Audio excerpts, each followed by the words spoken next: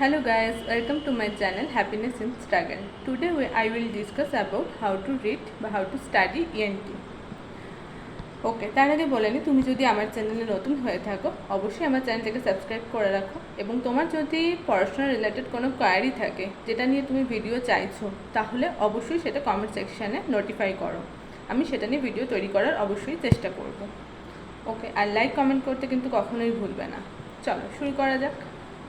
তো ইএনটি কীভাবে পড়বো? ইএনটিও একটা ছোটো সাবজেক্টের মধ্যেই বলা চলে, তো যাই হোক তবুও প্রথম দিকে অনেকটাই টাইম ইএনটিতে দিতে হয়, না এলে হয়তো ঠিকঠাক তৈরি হয় না। আর ইএনটি হচ্ছে এমন একটা সাবজেক্ট যেটা পড়ে মনে হয় তৈরি হয়ে গেছে কিন্তু লিখতে গেলে আটকে যায়। তো ইএনটি আমি বলবো পড়ার সাথে সাথে লেখাটাও ঠিক ততটাই ইম্পর্টেন্ট, নইলে তোমার মনে হবে যে আমি তৈরি, আমার ঠিকঠাক হয়ে গেছে, কিন্তু তুমি যখন খাতা পেন নিয়ে বইটা বন্ধ করে বসবে লিখতে গেলে দেখবে আটকে যাচ্ছে। এটা একটা ইএনটিতে হয় আমার মনে হয়। তো যাই হোক, এবার শুরু করি প্রথমে বেসিক থেকে কিভাবে পড়বো। তো ইএনটিতে ফার্স্টে আমি বলবো ধিংরা খুলতে। ধিংরার বইটার বাইরে কিছু আসে না, ধিংরা খুবই ভালো বই ইএনটির জন্য। তো কিভাবে পড়বো ধিংরা? অত বড় বই তো পরপর সব পড়া তো সম্ভব নয় কখনো, তো কী পড়বো আর কি পড়বো না। তো কিভাবে পড়বো তার জন্য আসি 10 ইয়ার্সের কোশ্চেন খোলো। 10 ইয়ার্সের কোশ্চেন থেকে কোশ্চেনগুলোর অ্যান্সারগুলো ধিংরা থেকে মার্ক করে নাও, ব্যাস মার্ক হয়ে গেল। ব্যাস 10 ইয়ার্স বন্ধ করে দাও, ধিংরা পড়া স্টার্ট করে দাও। হ্যাঁ, এবার প্রথমে হয়তো এটা হবে যে তুমি প্রথম ধিংরা খুলছো এবং প্রথম 10 ইয়ার্সের কোশ্চেন খুলছো, তো অনেক হয়তো বুঝতে অসুবিধা হবে এটা কোন চ্যাপ্টার। এই টুকটাক অসুবিধা নিয়ে পড়া স্টার্ট করো, পড়তে গিয়ে অনেক কিছু তোমার চোখে পড়বে, তখন তুমি বুঝতে পেরে যাবে এটা এই কোশ্চেনটা যেটা আমি মিস করেছি, তো খুব একটা অসুবিধা হবে না। তো ফার্স্টে ধিংরা এইভাবে পড়ো। ধিংরা পড়তে প্রায় 3-4 বার রিভিশন দাও, ধিংরা হয়ে গেল ধিংরা পড়া। তো এরপর আসি কোয়েস্ট। কখনোই এই কাজটা কিন্তু করো না ইএনটির ক্ষেত্রে অন্য সাবজেক্টগুলোর মতো যে কোয়েস্ট থেকেই কোয়েস্টের অ্যান্সার করা, কারণ কোয়েস্টে অ্যান্সার একদমই বাজে লেখা আছে। তো আমার মতে ধিংরা পড়াটা খুবই দরকার। তো ধিংরা বাদ দিয়ে কোয়েস্টে কখনোই যেও না, এতে নাম্বার কিন্তু ভালো আসবে না বা কনসেপ্টও ক্লিয়ার তো হবেই না কখনোই। তো ধিংরা যদি 3-4 বার পড়া হয়ে গেল, মোটামুটি তোমার একটা কনসেপ্ট হয়ে গেল। তো এবার এসো কোয়েস্টটা খোলো। কোয়েস্টে কিছু কিছু 10 ইয়ার্সের কোশ্চেন আছে যেগুলো ধিংরাতে নেই, বিশেষত ডিফারেন্সিয়াল ডায়াগনোসিসের যে কোশ্চেনগুলো। ডিপথেরিয়ার 2টো কোশ্চেন আছে যেটা ধিংরাতে ধরা হয়নি, তুমি মাইক্রোবায়োলজিতে পড়েছিলে সেটা। তো যতই হোক তোমাকে দেখে যেতে হবে সেই কোশ্চেনগুলো, কারণ তোমার বেলাতেও আসতে পারে 10 ইয়ার্স থেকে।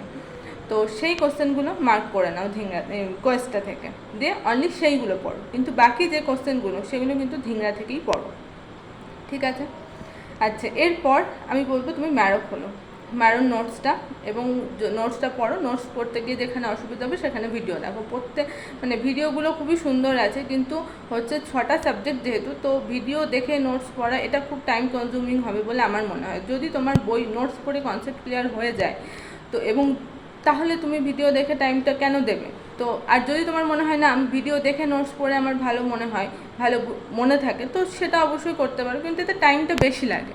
তো সেটার জন্য আমার মতে বলে যেহেতু 6টা সাবজেক্ট আছে, তো তুমি আগে নোটসটা পড়ে নাও, যে জায়গাগুলো তোমার অসুবিধা হচ্ছে সেই জায়গাগুলোর খালি ভিডিওটা দেখো, তাহলে অনেকটা শর্ট টাইমের মধ্যে কভার করা পসিবল হবে। তো আমি বলবো এরপর ইএনটির যে ম্যারোর নোটস সেটা পড়ো। হ্যাঁ, এবার একটা জায়গায় কন্ট্রোভার্সি তৈরি হতে পারে, কি আগে করবো, আগে ধিংরা পড়ছি, তো ধিংরাতে অনলি 10 ইয়ার্স করছি, তো এতে অনেক জায়গা বাদ থাকছে, মানে একটা খাপ ছাড়া ভাব। আর তুমি যখন ইএনটি ম্যারো পড়ছো সেখানে একটা কম্প্যাক্টনেস বা অর্গানাইজড ওয়েতে লেখা আছে, সব মানে অর্গানাইজড ওয়েতে তুমি পড়ার সুযোগ পাচ্ছ। তো এটা তোমরা অনেকে করতে পারো যে আগে ম্যারো পড়ে নিয়ে তারপরে ধিংরায় যাচ্ছ, কিন্তু মানে আমার মতে 10 ইয়ার্সের কোশ্চেন কিন্তু ধিংরা থেকে লেখাটাই বেটার দ্যান ম্যারো। কিন্তু হ্যাঁ, ম্যারো না পড়লেও হবে না, কেন? প্র্যাকটিক্যালে হচ্ছে একটা ভাইভার টেবিল থাকে, তো সেই টেবিলে অনেক কোশ্চেন ধরবে যেগুলো এমসিকিউ টাইপ বা যেগুলো হচ্ছে মানে ডেফিনেশান তো ধরেই, তো সেগুলো কিন্তু লাইন বাই লাইন বলতে হয়, যেটা ধিংরাতে আছে, নইলে কিন্তু ওরা মানতে চায় না, এবং ওই ডেফিনেশানগুলো ধিংরা থেকেই লাইন বাই লাইন মুখস্থ করতে হবে।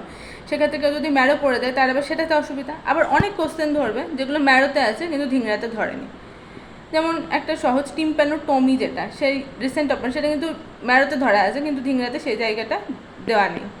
তো এরকম ছোটোখাটো জিনিস যেগুলো আমার ম্যারোতে আছে ধিংরাতে নেই, সেই জায়গাগুলো থেকেও কোশ্চেন ধরবে। তো সেজন্য ধিংরা ম্যারো দুটোই পড়তে হবে। সুতরাং ধিংরা কিন্তু গোটাটা পড়ার চেষ্টা করো না, এতে কিন্তু ম্যারো তুমি টাচ করতে পারবে না, এবং অতিরিক্ত পড়বে যেটা পরীক্ষাতে আসবে না বা পরীক্ষাতে ধরবে না।